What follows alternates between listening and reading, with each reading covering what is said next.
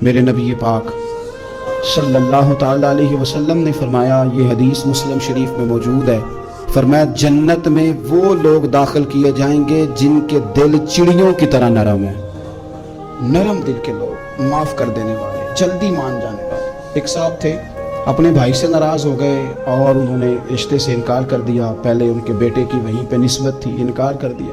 تو کئی لوگوں نے ان سے کہا، میں نے بھی کہا، تو وہ کہنے لگے پیر صاحب عزت بڑی کرتا ہوں آپ کی، لیکن میں مرد ہوں، ایک دفعہ نہ کر دوں تو پھر ہاں نہیں کیا کرتا۔ تو میں نے اس صاحب سے کہا، میں نے کہا یوں نہ کر، اگر صبح قیامت تیرے بارے میں کوئی سخت فیصلہ آ جائے اور رب کو منانا ہو کسی مقام پر تو کیا کہے گا؟ بہانے بنا بنا کے ہم سخت ہو گئے، دل اتنے سخت پتھر کر لیے، میں فلاں ہوتا ہوں جی، میں نہیں دوبارہ کسی کی سنتا۔ اور خدا کے بندو، میرے نبی پاک علیہ السلام نے فرمایا، مومن تو اس طرح ہوتا ہے جس طرح اونٹ کے ناک میں نکیل ہوتی ہے، بٹھا دو تو بیٹھ گیا، اٹھ جاؤ تو اٹھ گیا۔ اور حضور نے فرمایا وہ لوگ جو بہت بد اخلاق ہیں، جھگڑالو ہیں، فسادی ہیں، سخت دل ہیں، وہ لوگ جنت میں نہیں جائیں گے۔ جو جھگڑے کرتے پھرتے ہیں جھگڑالو لوگ ہیں۔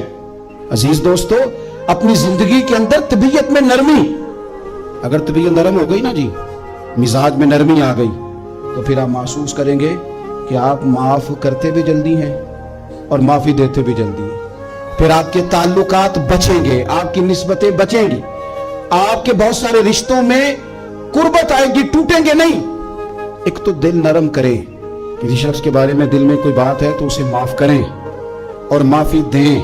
کچھ لوگ دل کو ٹھیک ٹھاک ہوتے ہیں، کوئی ناراضگی نہیں ہوتی، لیکن آپ نے بچی کی شادی کا کارڈ دیا نہیں تو فوراً ناراض ہو جاتے ہیں، اور پھر آپ سمجھا رہے ہیں، قائل کر رہے ہیں، وہ تیار ہی نہیں ہے قائل ہونے کو۔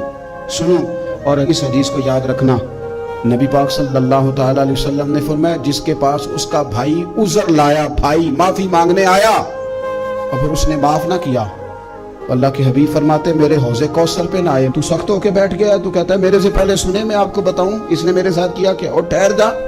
اگر حساب کتاب کے بعد معافی والا اصول رکھ لیا جائے کہ پہلے حساب کتاب ہوگا، غلطیوں کا مداوع ہوگا، پھر معافی ہوگی، تو یہی حساب اگر رب کریم بندوں کے ساتھ کرے تو پھر میں اور آپ کدھر جائیں گے؟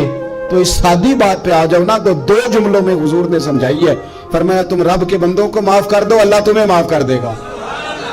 رمضان المبارک کے تشریف لانے سے پہلے اپنی طبیعت کے اندر ایسا ذوق لائیں، ایسی طبیعت لائیں کہ ہم نے معافی دینی بھی ہے اور معافی لینی بھی ہے۔ بعض اوقات ہم رسم ادا کرتے ہیں، شب برات سے پہلے یہ سوشل میڈیا پہ چل گیا، فلانے کو فلان کہہ دیا، اگر کوئی کبھی ہوئی نا تو معاف، ایسے تو نہیں نا معافیاں ہوتی۔ ہمیں پتہ ہوتا ہے ہم سے کون ناراض ہے، ہمیں خبر ہوتی ہے ہم نے کس کو تکلیف دی، ہمیں پتہ ہوتا ہے کس نے ہمارے لہجوں سے پریشانی پائی ہے، کون ہے جو ہماری وجہ سے اذیت کا شکار ہے، تو اس سے جا کے معافی مانگے، تو یہ چیزیں معافی کا سبب بن جائیں گی۔